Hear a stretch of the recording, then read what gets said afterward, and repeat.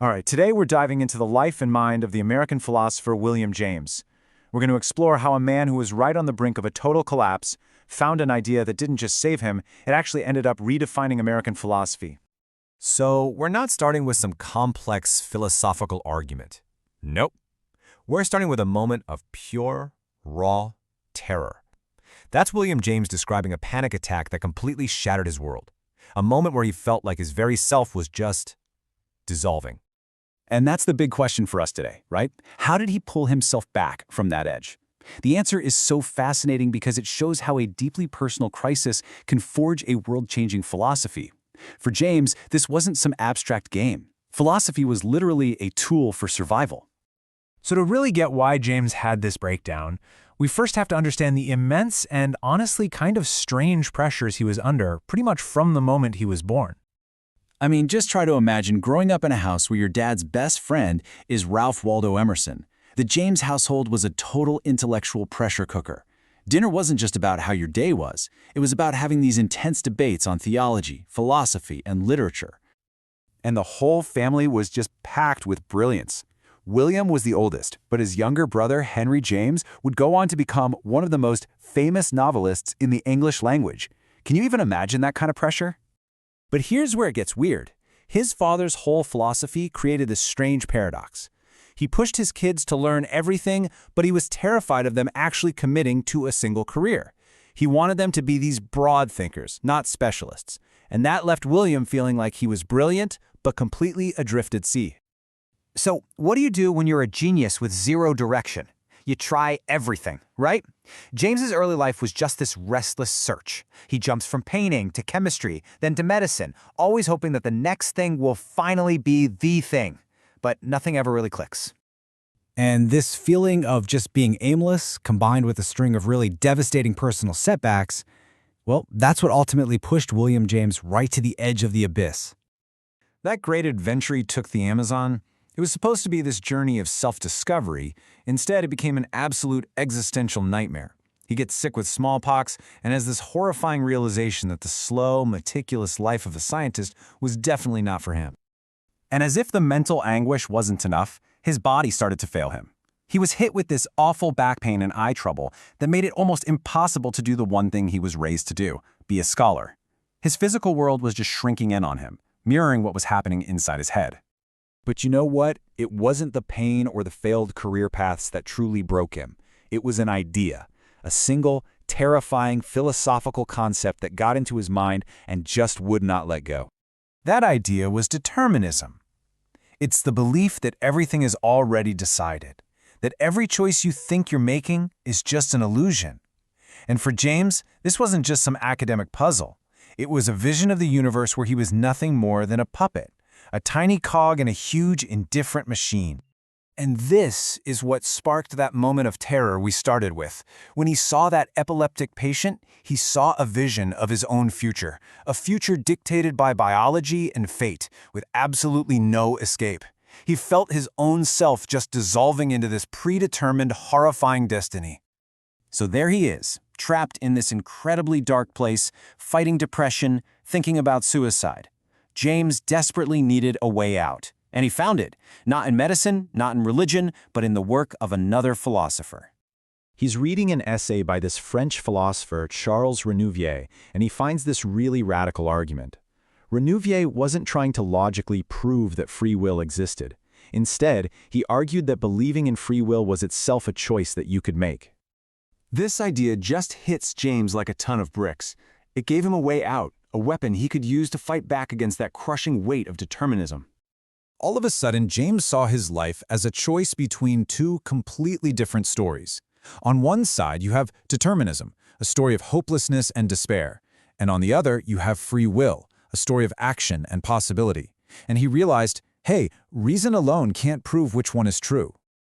And this is the absolute crucial point. James made a decision. Right there, in the face of all that paralyzing doubt, he took a leap of faith. He decided to use his will to believe he had a will. It was this conscious, deliberate choice to live as if he were free. And that single, deeply personal act of defiance, it didn't just save his life. It became the absolute cornerstone of his entire career in philosophy.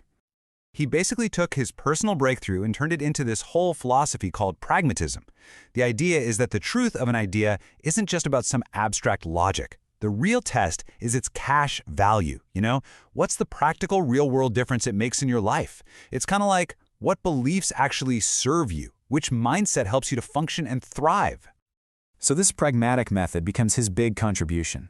And it's a powerful tool for living, really. When you're facing a choice that pure reason just can't solve, James says you have the right, maybe even the duty, to pick the belief that works, the one that leads to a better, more fruitful life. For him, believing in free will passed the ultimate test. It saved his life. And so for him, it was a true belief, not because of some abstract proof, but because of its practical power. And this powerful idea completely launched him. He got out of his depression and started this legendary career. He founded one of the first psychology labs in the US, wrote a huge textbook that basically defined the field for decades, and became the leading voice for pragmatism, this uniquely American philosophy that's all about action, possibility, and real lived experience. In the end, what William James really taught us is that philosophy isn't some abstract game you play in a classroom. It is a vital tool for living your life. His story is this incredible reminder that sometimes, in our own moments of doubt, the most powerful truths aren't the ones we find, but the ones we decide to live by. You know that feeling when you're stuck in an argument and it's just going nowhere? Like a debate over words, it feels totally pointless? Well, today we're going to dive into something called pragmatism. It's this philosophy that's designed to just slice right through all that confusion. It's a really powerful, super practical way of thinking that's all about one thing: results. And believe it or not, it all starts with a squirrel, a very, very clever squirrel. Okay, so let's kick things off with a bit of a puzzle.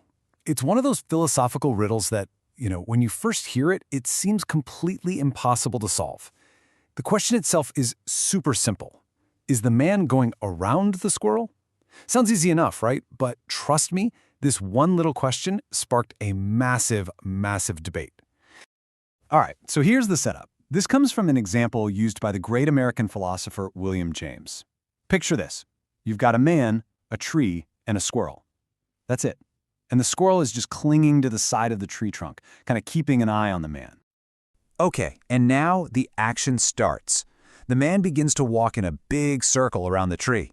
But like I said, this is a seriously clever squirrel.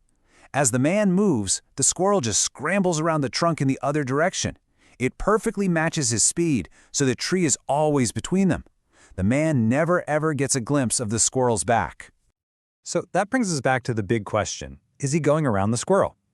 Well, when William James first heard people arguing about this, the group was split right down the middle. Half of them were absolutely convinced, yes, he is. The other half were just as sure, no, he isn't. And it's exactly this kind of endless, abstract argument that just drove James crazy. It's what pushed him to come up with a whole new way of thinking. And that new method? Well, that's what we call pragmatism. Now, it's really important to get this. Pragmatism isn't a set of answers. Think of it more like a practical tool. It's a tool designed to cut through all those pointless debates and get us focused on what actually matters. So the core idea behind pragmatism is actually, surprisingly simple. It basically says, hey, let's stop arguing about abstract stuff. Instead, we should ask a much more powerful question. What practical difference would it make in my actual life if this idea were true? And if the answer is, well, no difference at all, then the whole debate is just meaningless. And you can see the philosophy's entire focus baked right into its name. Pragmatism actually comes from the Greek word pragma, which literally means action or deed. So this isn't about just sitting around and thinking deep thoughts. Nope, it's all about doing. It's about the real concrete effects our ideas have in the world. Now you have to understand, this was a huge shift in philosophy. I mean, for centuries, philosophers were kind of obsessed with what they called first principles, the abstract roots or the origins of an idea. Pragmatism comes along and just flips that whole thing completely on its head.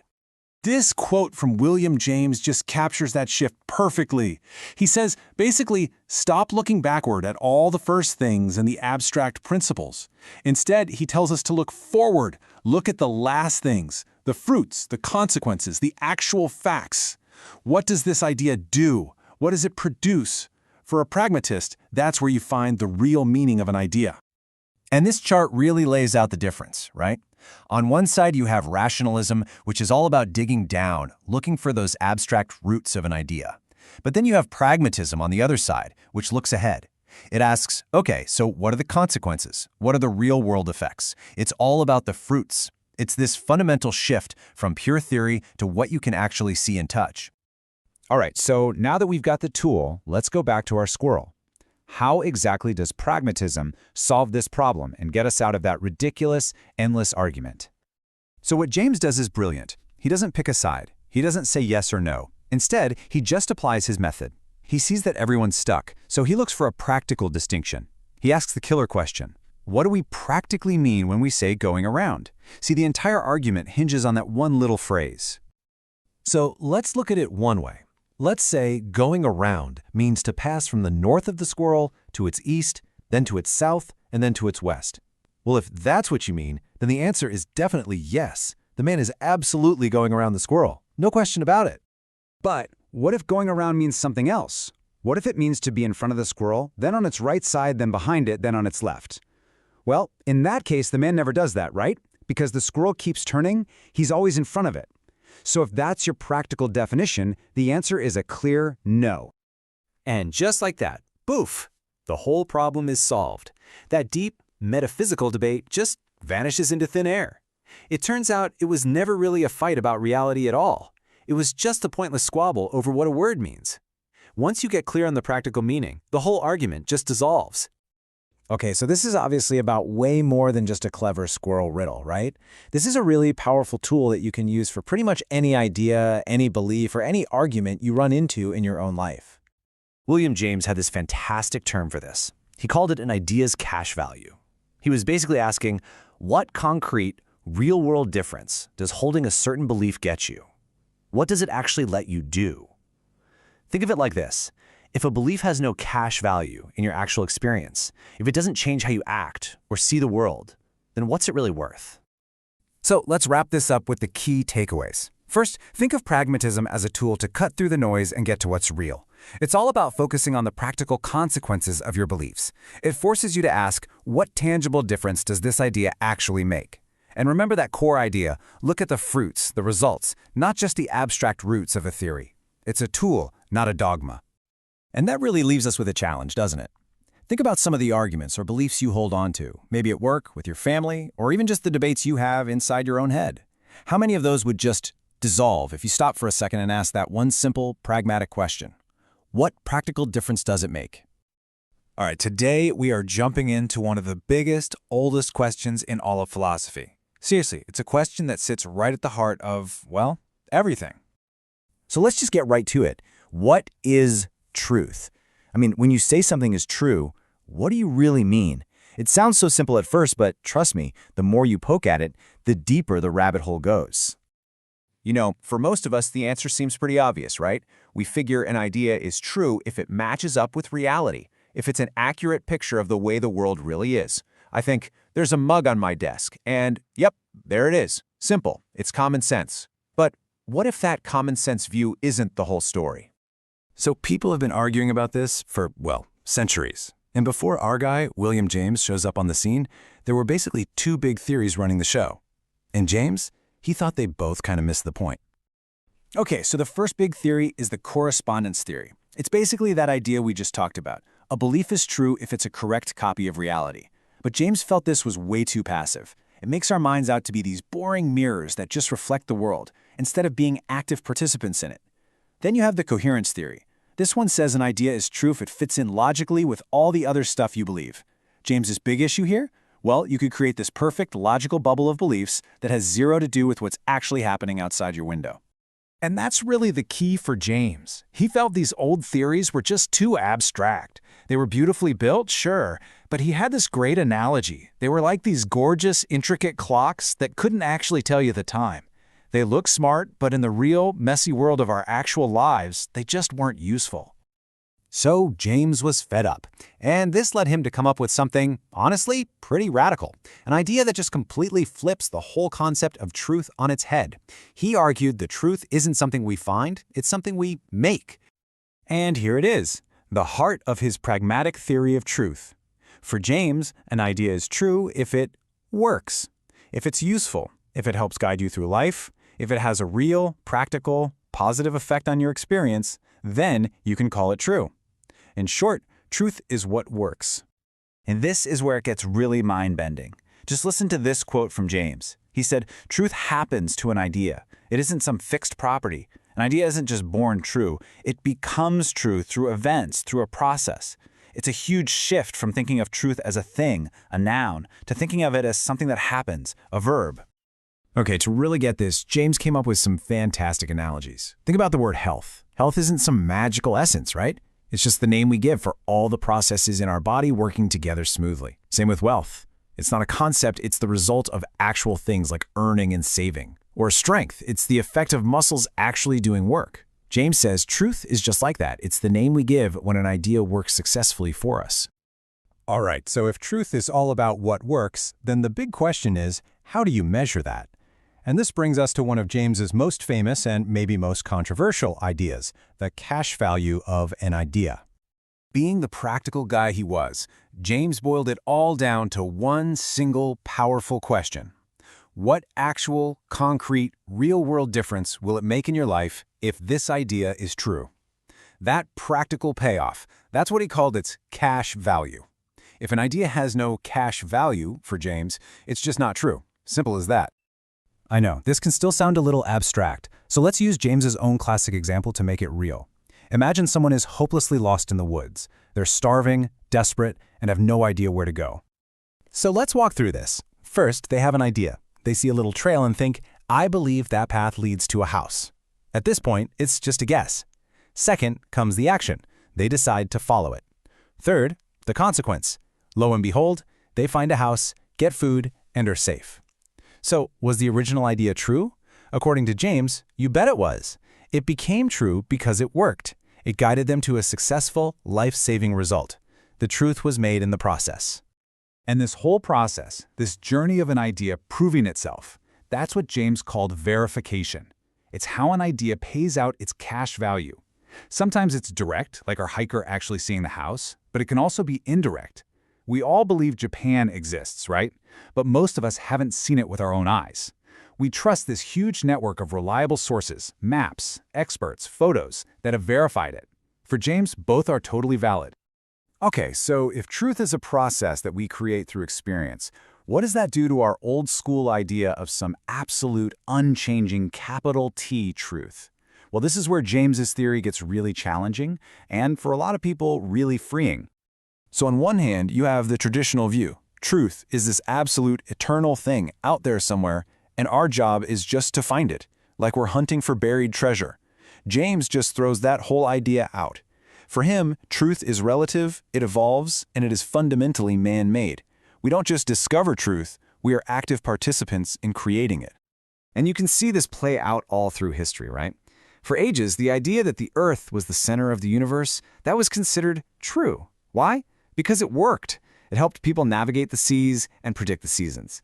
But then, a new idea from Copernicus came along that just plain worked better. It made more sense, the math was cleaner, and the predictions were sharper. The old truth got replaced by a new, more useful truth. For James, that's just how truth is supposed to work. Okay, but here comes the big question, the one everyone asks. If truth is just what's useful or what feels good, does that mean I can just decide to believe the sky is green because it makes me happy, and poof, it's true for me? And James's answer to that is a hard no. It is absolutely not a free-for-all. For a new idea to be considered true, it can't just feel good by itself. It also has to fit in with this huge web of other truths we've already tested and verified. My belief that the sky is green would crash against everything I see, every photo, everything anyone tells me. It just doesn't work with the rest of reality, so it fails the test. So it all comes back to this one central idea, and there's a final quote that just nails it. Truth isn't some label we put on an idea because it perfectly mirrors reality. Truth is the name. It's the reward we give to an idea after it has proven itself, after it has successfully guided us through the messiness of real life. And that leaves us with one last big question to chew on. Think about your own most important beliefs, the ones that guide your choices and give your life meaning. Are those beliefs true because they are a perfect snapshot of some fixed external reality that you happen to discover? Or are they true because they are powerful inventions, incredible tools that you and generations before you have built, tested, and found to work to help you successfully navigate this world? William James forces us to ask, are we discovering truth or are we creating it? Hello and welcome. Today we're going to take a look at an idea that might just challenge a core rule you live by, a rule about what it even means to think rationally. We're diving into the work of the brilliant philosopher William James to ask a really provocative question. I mean, really think about that. We're all taught to be skeptical, right? To demand the facts, to wait for the evidence. But what if? What if in some of life's most important moments, waiting for proof is actually the most irrational thing you could possibly do? That's the puzzle we're going to piece together today. All right, so let's start with a principle that probably sounds pretty reasonable to most of us. The idea that it's just plain wrong to believe something without enough evidence. It's really a cornerstone of modern scientific thinking, and philosophers, well, they have a name for it. Evidentialism. You could say this is kind of the default setting for our brains in the 21st century. It's that little voice in your head that says, yeah, but show me the data, or where's your proof? And look, for most things in life, that's a fantastic guide. But it might not be the whole story. And this is where William James steps in. He looked at this rule and saw a huge problem. He argued that when it comes to life's most critical decisions, the ones that truly define us, this rule, this seemingly rational rule, can actually cause us to lose out on the truth altogether. So, how on earth does he make that case? Well, James starts by identifying a very specific type of choice, a situation he calls a genuine option. And the thing is, when you're in one of these, the normal rules about needing evidence, they just don't really apply anymore. So, what exactly makes a choice genuine? James is super precise here. It has to meet 3 conditions. First, it has to be live, meaning both options have to be real, appealing possibilities for you. Second, it's forced. You can't just sit on the fence. Not choosing is in itself a choice with consequences. And finally, it's got to be momentous. We're talking high stakes, a unique, once-in-a-lifetime kind of opportunity. You know the feeling, right? Maybe it's a huge career change, or deciding to trust someone in a new relationship, or taking a big moral stand. In those moments, you never have all the facts. You can't just pause life and wait for more proof, because by the time you get it, the opportunity is gone. And here's the crucial point he makes. When you're facing one of these genuine options, you're not deciding whether to take a risk. A risk is being taken no matter what. You're actually deciding which risk you're willing to live with. And this slide just lays out the 2 different mindsets perfectly. The evidentialist on the left is playing defense. Their main goal is do not be wrong. They are so terrified of believing something false that they're okay with missing a potential truth. But James on the right says, wait a minute. He says the main goal should be to find truth, and to do that, you have to be willing to risk being wrong. And this is just a brilliant analogy. I mean, can you imagine a general whose strategy guarantees you'll never get hurt, but also guarantees you'll never, ever win? It shows how a strategy of avoiding error at all costs can become a strategy of avoiding truth at all costs, too. Okay, this next part is maybe James's most mind-bending idea. He says that in certain situations, belief isn't just a passive thing where we wait for facts. Sometimes our belief is the very thing that helps create the fact in the first place. So let's make this real. Imagine Ahmed. He's interested in Aisha, but he has 0 proof that she feels the same way. This is a classic genuine option. He can't just run a diagnostic to get the facts. So, what's he going to do? Well, if Ahmed is a strict evidentialist, he'll wait. He'll stand back, looking for conclusive proof before he makes a move. But by doing nothing, he's sending a signal of his own, probably one of disinterest. And just like that, the very possibility of a relationship dies on the vine. His demand for evidence actually prevents the evidence from ever showing up. But what if he acts on hope? What if he takes that little leap of faith? He shows interest, he's confident, he extends a little bit of trust. By doing that, he creates the space, the conditions for her feelings to maybe grow and meet his. His initial faith isn't blind, it's a creative force. And this is so much bigger than just romance. Think about it.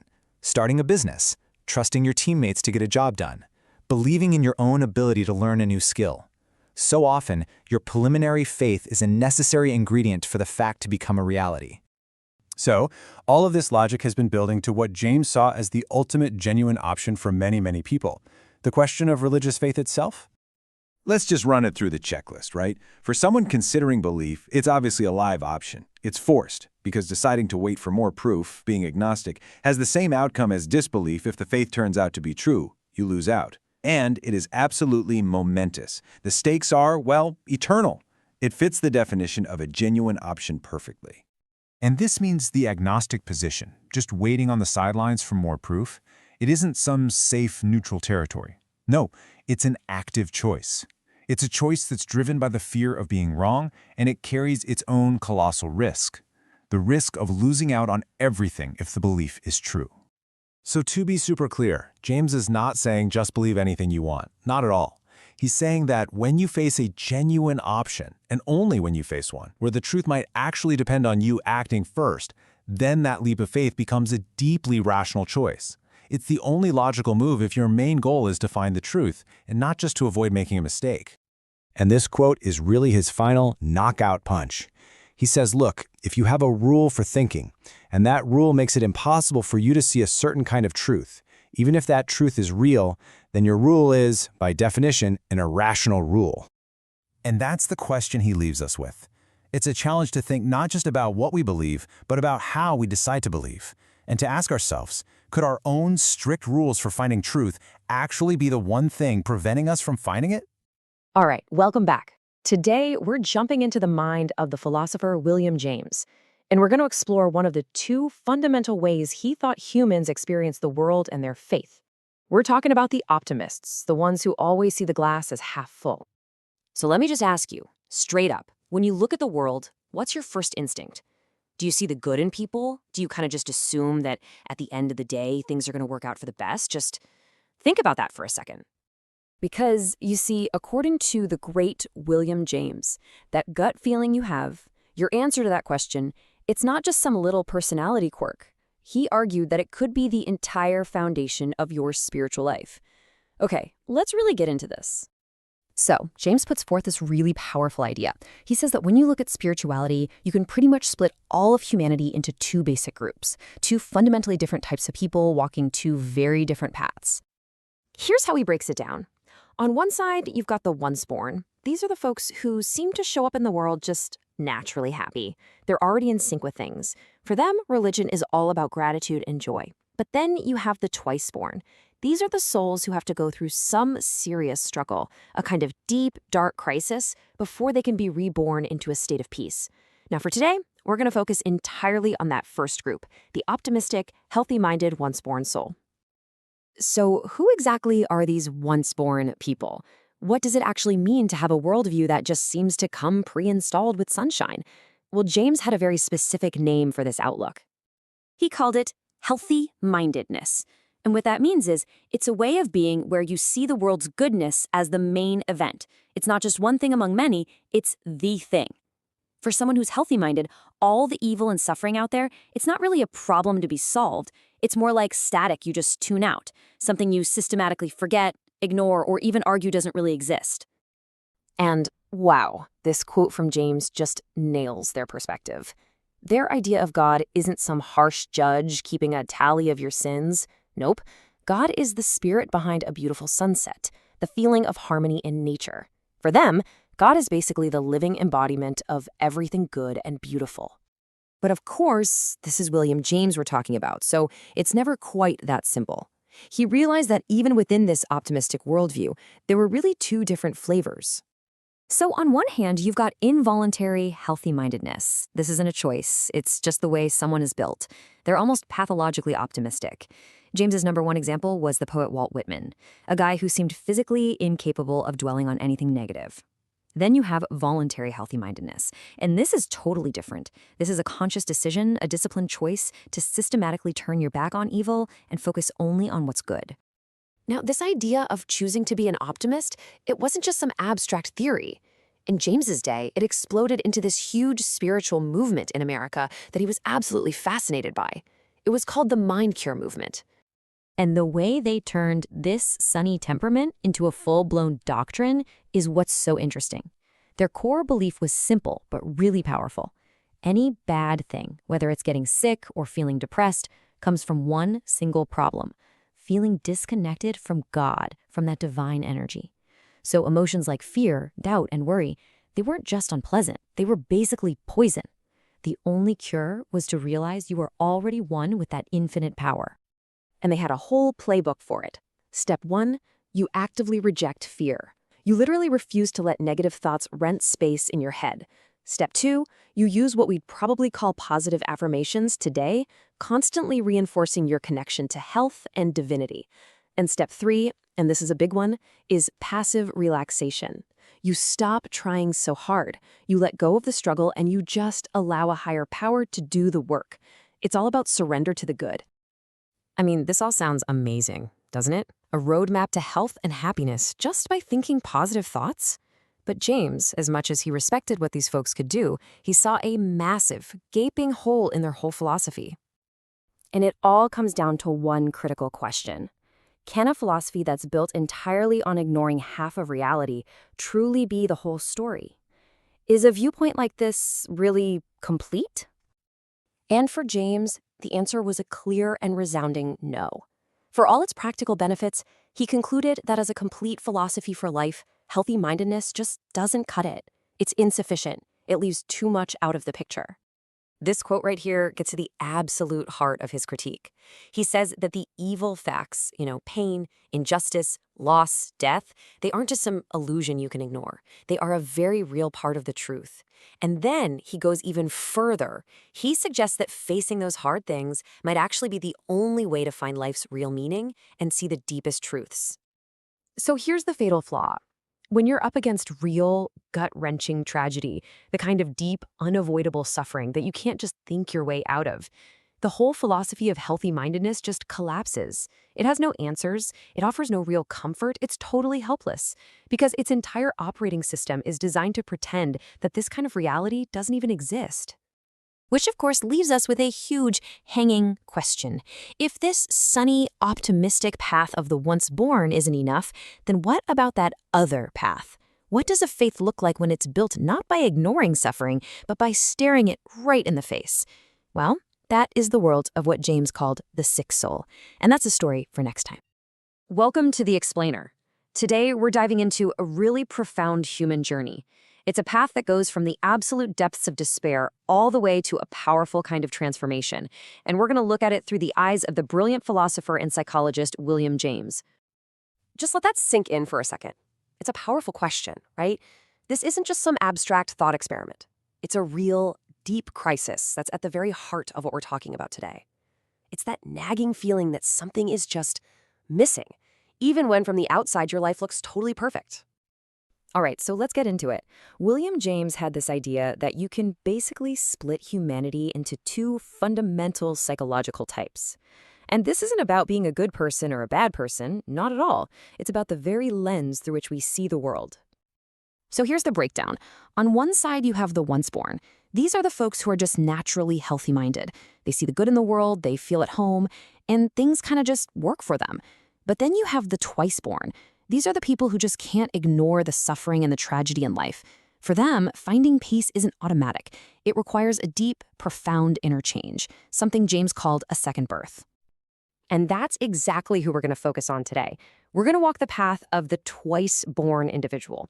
Now, it's often a really difficult path, full of shadows, but it leads to a truly unique kind of light. So for the twice-born, where does this all begin? It often kicks off with what James called the sick soul. And no, this isn't some medical condition. It's a deep existential crisis where life just loses all its meaning, all its color, all its flavor. And really, there's no better example of this than the famous author Leo Tolstoy. I mean, think about it. The guy was at the absolute peak of his career. He had fame, incredible wealth, a loving family, everything you could possibly want. And yet he fell into this terrifying spiral of depression, haunted by the question, why? It got so bad that he came to the conclusion that his life and all life was just pointless. How do you even describe a feeling that immense, that terrifying? Well, Tolstoy used this incredibly powerful old fable to try and capture his sense of being totally trapped by life itself. This story just perfectly illustrates the crisis. So, the traveler, that's us. That's every single one of us, just trying to hang on to life. The mice, one black and one white, are night and day. They represent time, just constantly, relentlessly gnawing away at the branch we're clinging to. And below, the dragon of death waits for all of us. There's no escaping it. And the honey? Those are the little pleasures. Family, success, art. The very things Tolstoy used to love. but which now seemed like this pathetic, tiny distraction from the horrifying truth of his situation. Now, a crisis of meaning this deep doesn't just stay in your head as some philosophical problem. No, it ignites a fierce, brutal internal conflict, a state that William James called the divided self. This is the point where your own mind literally becomes a battlefield. You feel like you're being pulled in two completely different directions at once. There's no peace, no harmony. It's like a constant civil war is raging inside of you. And here are the two armies in that war. On one side, you've got the ideal-seeking self. That's the part of you that wants to be better, that yearns for meaning, for purpose, for truth. But it's in a constant battle with the lower self, the part that's pulled by old habits, temptations, and immediate gratification. And this fight creates this crushing weight of guilt and dissatisfaction. You know, we see this all the time today. It's that feeling of imposter syndrome, where the person you think you should be is always at odds with the person you're afraid you actually are. The great philosopher St. Augustine just nailed this feeling from his own life. He wrote about this agonizing war that raged inside him for years, leaving him feeling totally ravaged, destroyed by his own conflicting desires, even as a part of him desperately longed for something more. But here's the crucial point, and this is so important. All of this intense suffering, this internal war, it isn't just a dead end. For William James, this agony is actually the doorway. It's the crucible you have to go through to achieve a real spiritual rebirth. This was James's radical idea. You see, the happy-go-lucky, once-born folks, they might live perfectly fine lives, but they're kind of skating on the surface. James believed it's only by going through the fire of the sick soul and the divided self that you can reach a deeper, more solid, and more complete way of being. And this incredible transformation is the second birth that the twice-born soul is searching for. It's a process of unification, where all those warring parts of you finally put down their weapons, and a new, stable, unified self emerges. And you know, this unification doesn't look the same for everybody. For some people, like Tolstoy, it's a gradual thing, what James called lysis, a slow, difficult journey of finding his way back. But for others, it's a sudden crisis, a lightning bolt moment, an overwhelming experience that changes everything in an instant. But here's the wild paradox at the center of it all.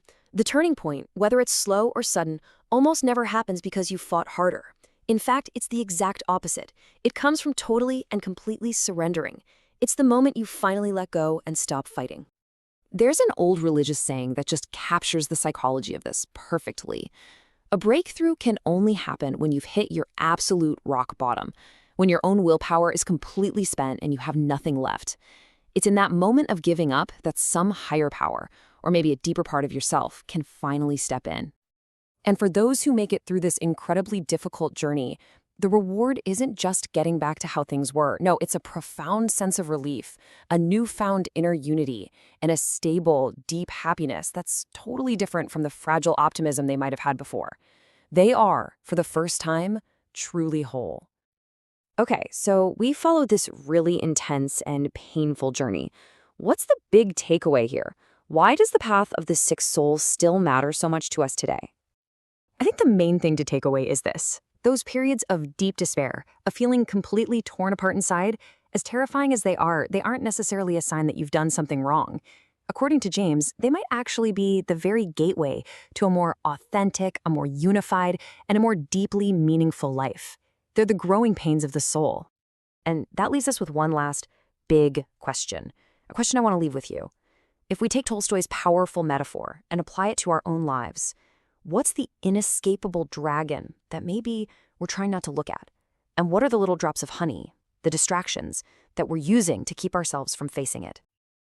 You know that feeling of being pulled in two different directions at once? A kind of deep inner conflict where one part of you is at war with another?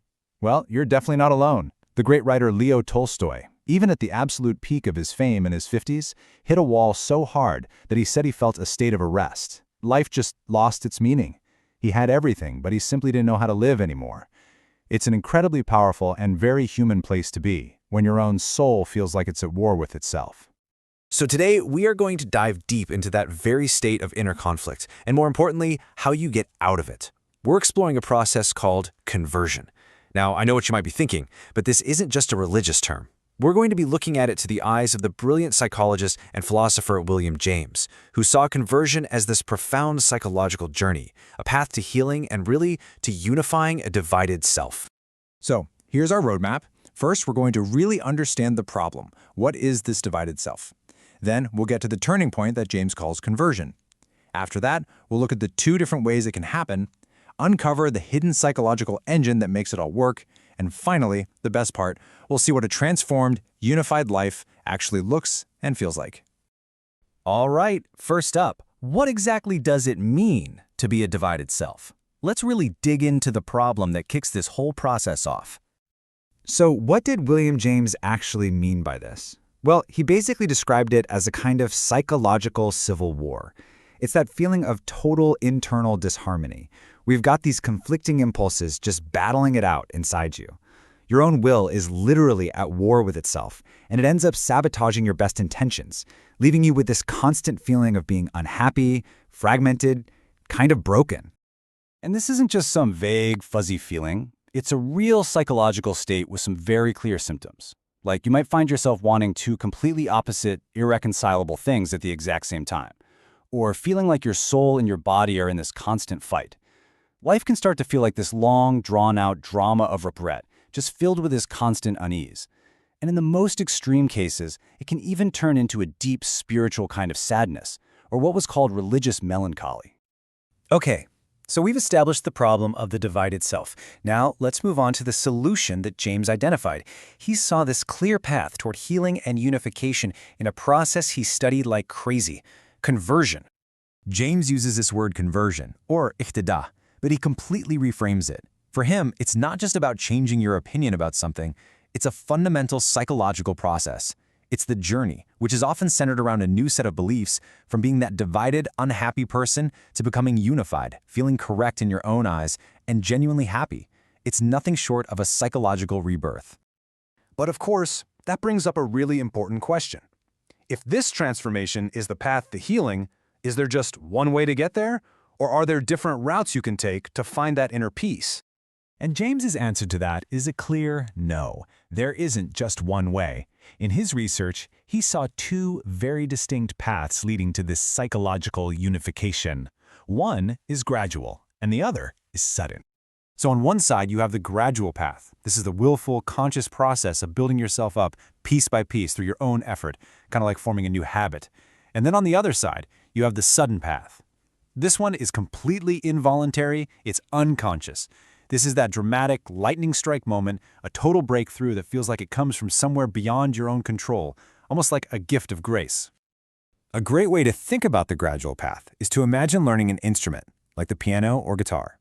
You put in the hours, you struggle, you consciously practice and practice. And then after all that hard work, you hit a tipping point.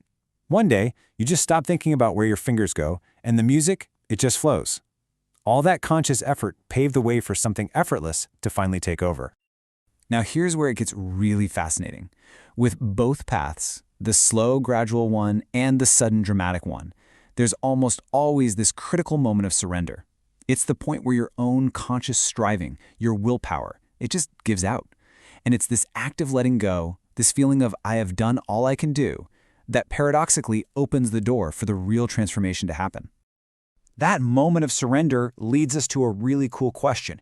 If we stop trying, if we just let go of the struggle, then what is the hidden engine that's actually powering this incredible change?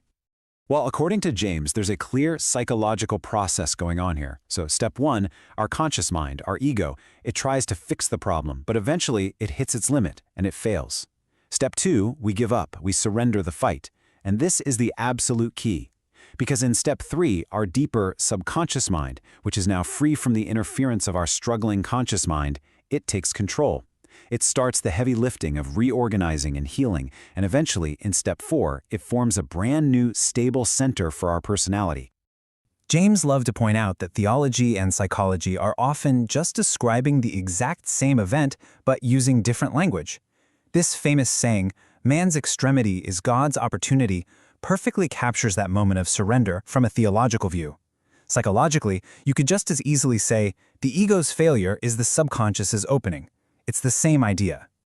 So when it comes down to it, for William James, the subconscious isn't just some dusty basement where we store old memories. No, it's an active, dynamic place. He saw it as the doorway, the actual psychological mechanism that allows for this profound personal transformation to happen, whether you believe that change comes from within you or from a higher power. Okay, let's get to the final and honestly the most inspiring part of this whole journey. After that inner war is over and the self is finally unified, what does life actually look and feel like? What are the fruits of this transformation? One of the most common things people report is a complete, radical shift in how they see the world. The world itself seems to be reborn. The theologian Jonathan Edwards, after his own conversion, said that the world that was once just ordinary, maybe even a little scary, was suddenly filled with this beauty and glory and meaning that was totally invisible to him before. But it's not just about seeing the world differently. It's about feeling different in it. People who go through this unification often talk about this overwhelming feeling of joy, peace, and love. There's this incredible description from Charles Finney, a leader in the 19th century, who said he felt waves and waves of liquid love just pouring over him. Imagine that. It's this sense of being bathed in an ecstatic peace. And this isn't just a fleeting good mood. The results of this transformation are deep and they tend to last. All that worry and anxiety just seems to fall away. A new kind of clarity emerges, almost like the secrets to life have suddenly become obvious. Inner peace replaces all that turmoil. The world seems vibrant and brand new, and at the very center of it all is this powerful, enduring joy. And that brings us to one last thought to leave you with. William James's analysis really uncovers this fascinating paradox right at the heart of personal change. And it leaves us with a question to really ponder. When you're seeking a profound transformation in your own life, which is more important? The striving and the effort to do everything you possibly can, or the surrender, the release of letting go? It's definitely a question worth thinking about. Thanks for joining me today. All right, let's jump right into a really fascinating and maybe a little controversial question. When people have profound religious experiences, are they connecting with the divine, or is it all just a symptom of some kind of sickness? I mean, think about one of the most famous religious stories ever, St. Paul on the road to Damascus. He has this incredible, life-altering vision that changes the course of history. But what if it wasn't a divine message? What if he was just having a seizure? Well, about a century ago, a new school of thought came on the scene with a very confident and pretty jarring answer to that question. They called themselves medical materialists. And to them, the answer was a simple and resounding yes. So what exactly were these medical materialists trying to do? Their whole project was, in a way, to explain away faith, to look at these profound spiritual moments and find a purely physical diagnosis for them. So basically, medical materialism is the idea that any religious experience, faith, visions, moments of ecstasy, you name it, can be boiled down to something physical, something pathological. It's not a message from God, it's just a misfiring in your brain or a problem with your body. And wow, they were specific. They looked back through history at some of the most revered spiritual figures and treated them like patients. St. Paul's vision, that was just a classic epileptic seizure. St. Teresa's famous ecstasy, textbook case of hysteria. St. Francis and his incredible devotion, well, that was probably just due to some hereditary defects. They even claimed that George Fox, the guy who founded the Quakers, had his revelations because of a disordered colon. And you can see where this is going, right? The implication is huge. If you can say a prophet's vision was just a neurological glitch, their entire spiritual authority just crumbles. It's not a divine message anymore, it's just a disease. But as you can imagine, this very reductionist view did not go unchallenged. And this is where our hero, so to speak, enters the picture, the absolutely brilliant psychologist and philosopher William James. He stepped in and totally flipped the script on this whole debate. James came forward with a simple but really powerful question for the medical materialists. He basically asked, so what? How does figuring out where something comes from automatically make its results or its value meaningless? Now here's the really clever part.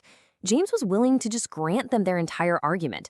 He basically said, okay, fine, let's just assume St. Paul was epileptic. Let's say St. Teresa was hysterical.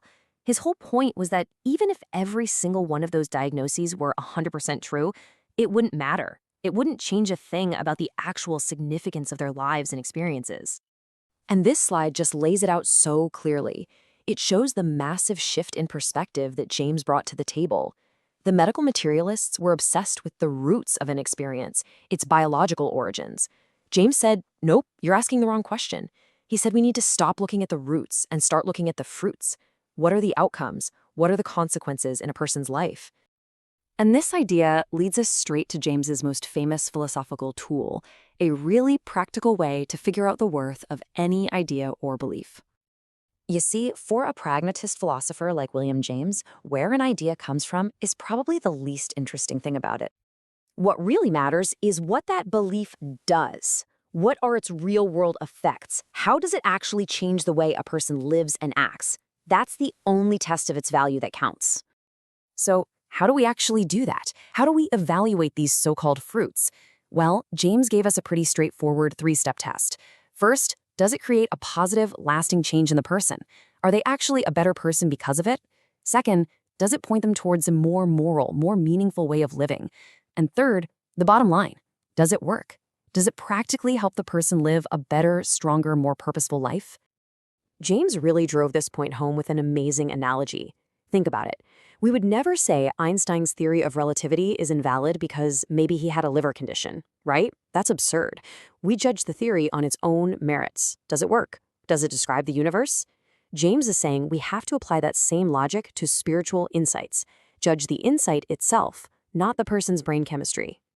But James didn't stop there. He went even deeper, because he also wanted to understand why these experiences feel so powerfully and undeniably real to the people who have them, no matter what a doctor might say. He pointed out that so many of us, across all different cultures and times, have this deep, intuitive feeling, this sense that there's an unseen reality, that there's something more out there, just beyond what our normal senses can pick up. And James had this beautiful way of putting it. He said these intuitions don't come from our logical, rational minds, what he called the talkative plane. No, they come from somewhere much, much deeper. And here is the absolute key. For the person having that experience, that direct feeling of reality is more powerful and more convincing than any logical argument you could ever make. If you feel the presence of something divine as strongly as you feel the warmth of the sun, no one is going to talk you out of it. So let's pull all this together. What's the big takeaway from William James's approach to this whole question? In the end, what's so brilliant about William James is that he's not trying to be a theologian. He isn't trying to prove or disprove God. He's just trying to get us to change the question, to shift our focus from unprovable things like origins, and instead look at the real human question. What is the value of this experience in a person's life? He just gave us a new lens to figure out what really matters. And that really leaves us with a final question to think about for ourselves, doesn't it? When we look at the big beliefs and the powerful experiences that shape our own lives, how should we judge them? Should we focus on their roots, where they came from, or should we take a page from William James's book and judge them by their fruits, by where they live? Welcome to The Explainer. Today, we're taking a concept that feels, almost mythical, sainthood, and we're going to look at it through a really modern scientific lens. So, let's just start with a wild idea. We usually think that real change comes from power, from force, from conflict, right? But what if the most powerful force for change in the world is something else, something quieter, deeper, and way more revolutionary? Well, our guide on this journey is the American philosopher and psychologist William James. Now, he wasn't interested in proving if God exists or not. No, he was a scientist of the mind. He wanted to know what are the actual observable effects of intense religious belief on a person. What does it do to them? So let's dive in and see what he found. Okay, so James had this theory. He believed that if you look past all the specific religious details, you'll find that sainthood, no matter where you find it, has a kind of psychological blueprint. He wanted to figure out what makes these incredible people tick. And he boiled it down to 4 core characteristics that shape the inner world of a saint. So first, it all starts with this deep feeling that this world, our everyday reality, isn't the only thing there is. And that feeling leads to step 2, they willingly give up control. They surrender their ego to something bigger.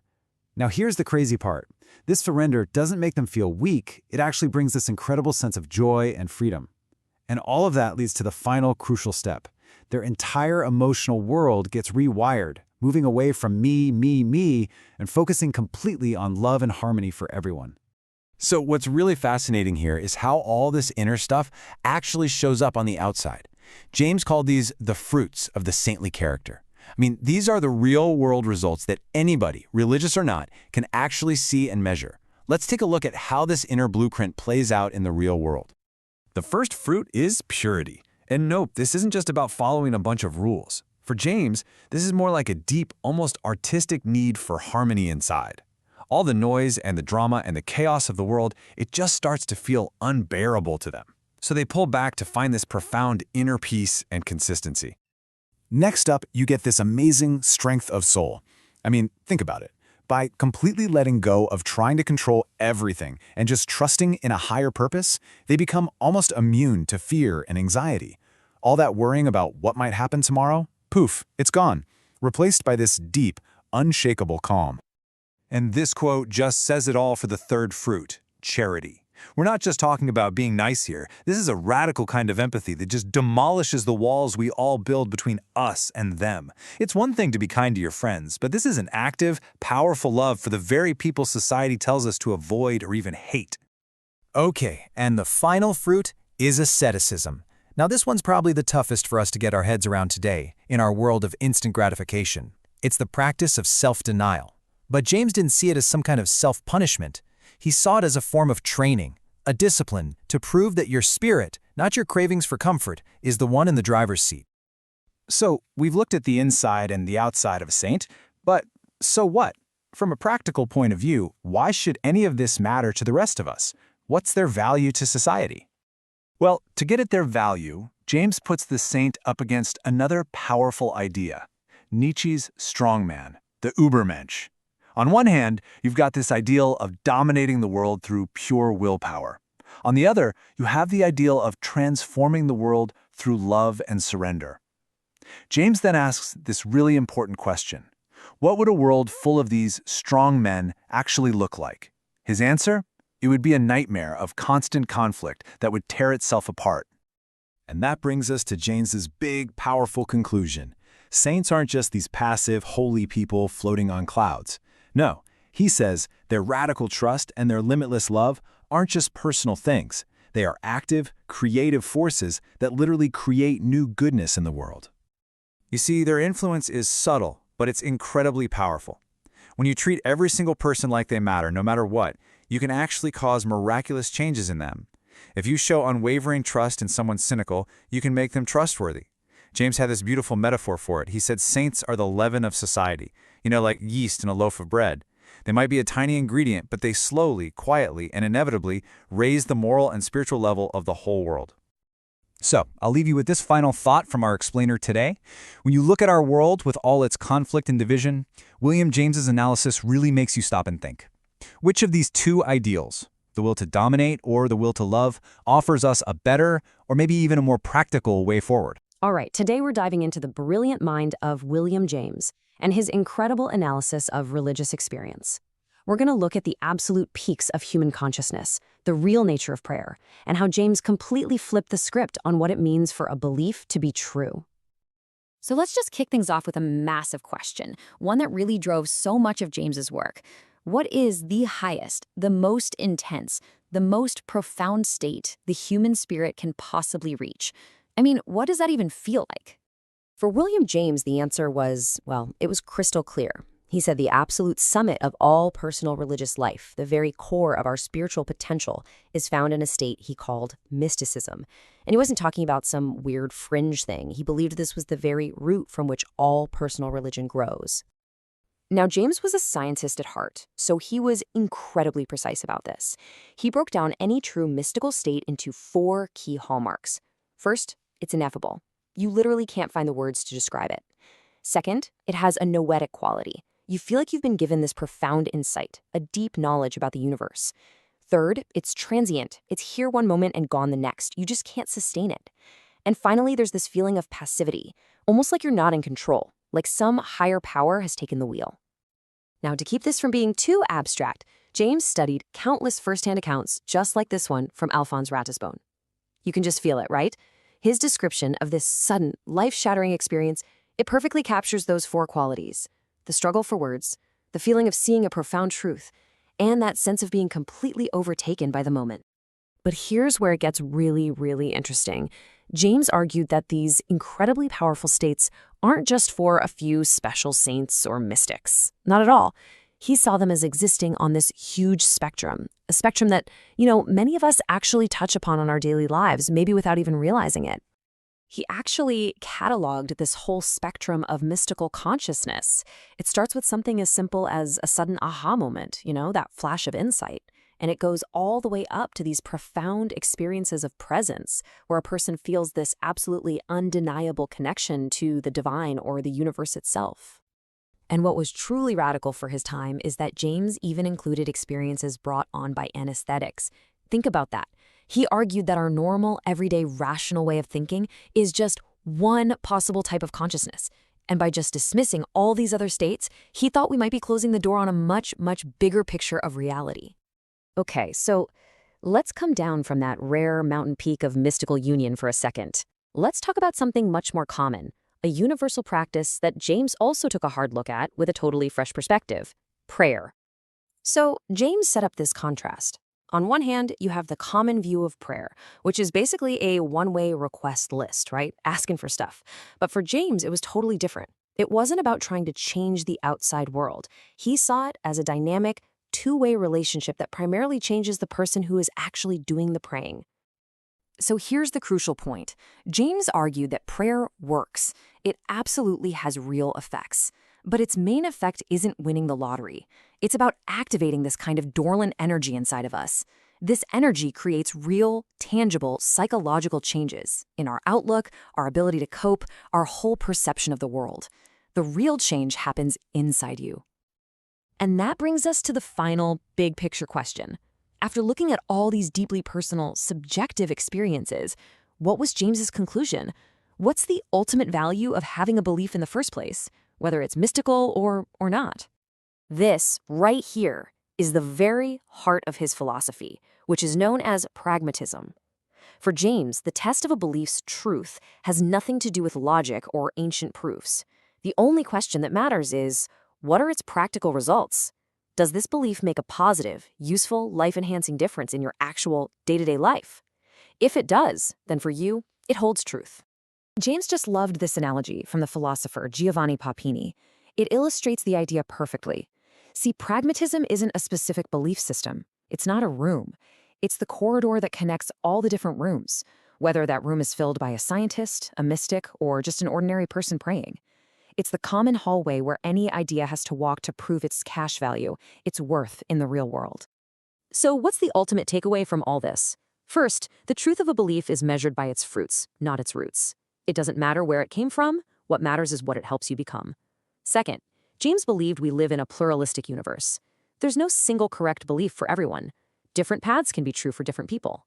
And finally, the real function of religion is to give us meaning, hope, and the resilience to live a better, fuller life. And that leaves us with one final and, I think, pretty powerful thought. It's a question James would absolutely want us to ask ourselves. So for a moment, forget the abstract arguments. Forget what anyone else has told you. In your own life, based on your own experience, what's the ultimate test that makes a belief true for you?